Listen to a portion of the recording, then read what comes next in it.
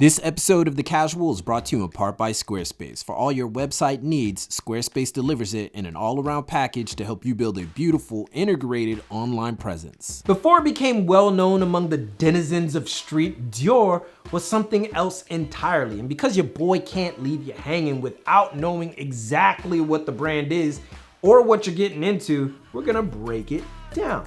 Everything that you should know about Dior and a bit of the backstory so you can impress your friends and actually know what you're wearing or buying or liking if you don't have Dior money. There's that, but I'm your boy Reggie Casual, and today it's what the hell is Dior? So let's get it.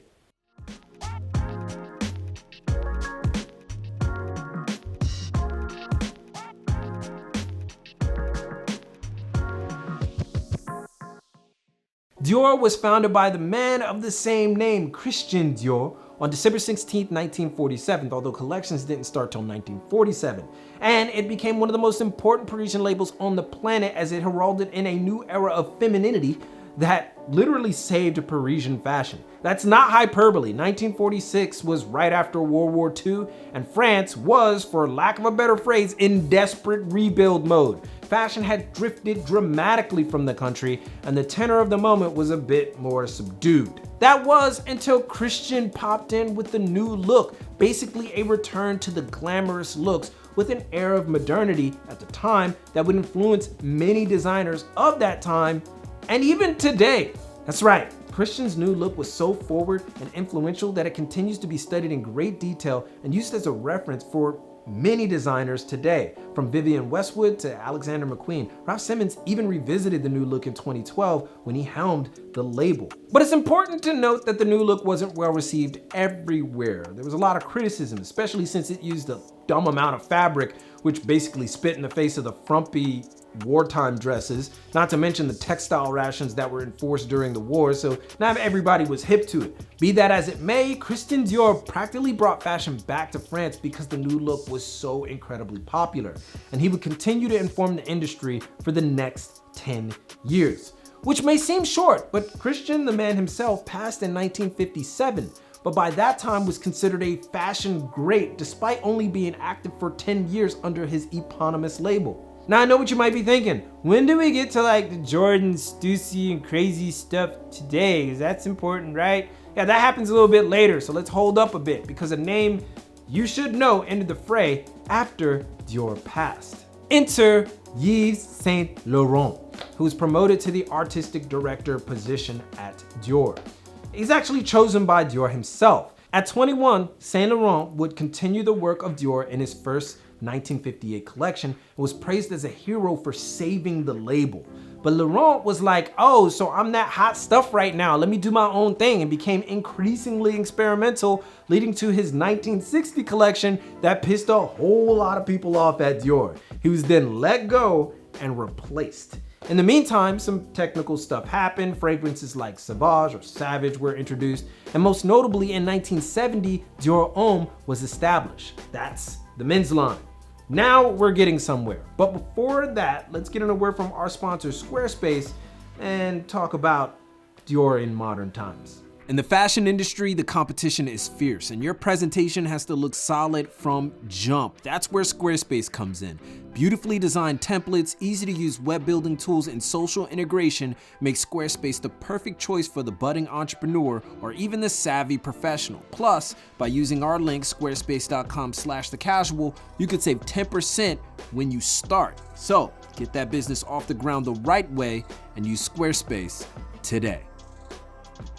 All right, so lightning round. By 1981, the company that owned Dior went bankrupt. It was purchased by the guy that owns all the clothes, Bernard Arnault, who also might be a Sith Lord. It's unconfirmed, but who knows? He purchased it in 1984. Also, note, if you don't know, Arnault really does own all the clothes, at least most of them. He's the chairman of LVMH. Dior happens to be under LVMH, so yeah, all the clothes. Now there's some designers you should know like Gianfranco Ferre, who took over the art direction in 1989. We have Dior opening up stores in New York City, Los Angeles, and Tokyo in 1990. Ferre was replaced by John Galliano in 1997, but was more known for his provocative ad campaigns using that porno chic even more liberally than Gucci at the time. Yes, you heard that right. I'm not repeating it. But on the Dior Homme front, it wouldn't be till Eddie Slimane took the reins that Dior would become a menswear powerhouse. What Eddie instilled was a look that would be so transformative to men's fashion that its remnants still linger today.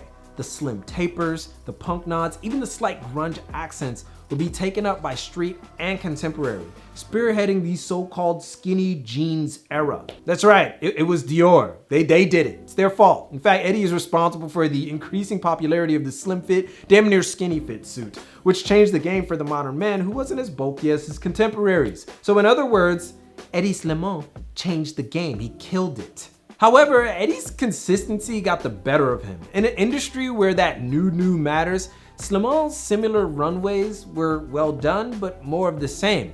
And after 7 years, he was replaced by Chris Van Ash, who worked with Eddie Slimane since his time at Yves Saint Laurent. You see all these names, all these damn names are connected. Like everybody's connected. It's actually confusing. It's actually kind of cool too. Chris brought some life into Dior Homme, returning the line to its more contemporary tailored roots while invoking a bit of the influence of Slimane. On the women's side, Ralph Simmons would invoke the new look, focusing on classic Dior silhouettes, but he left after 3.5 years and was replaced by Maria Grazia Chiuri.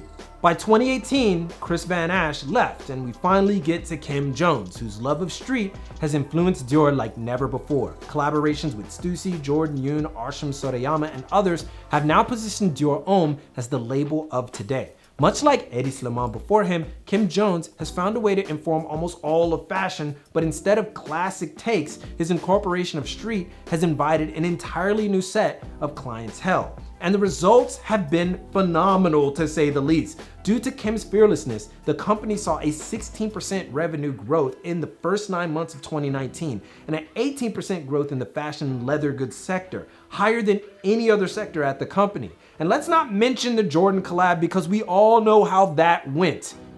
Bananas.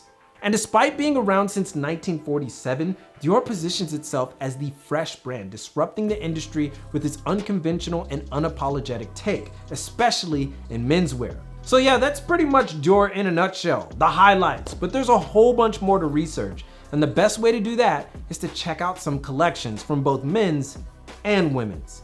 But in the meantime, tell us what you think about Dior in the comments, or give a suggestion on what brand, designer, or concept we should cover right here on WTH. But most importantly, keep it locked. And as always, keep it casual. Yoroshiku onegai shimasu. And I'll see you guys in a minute.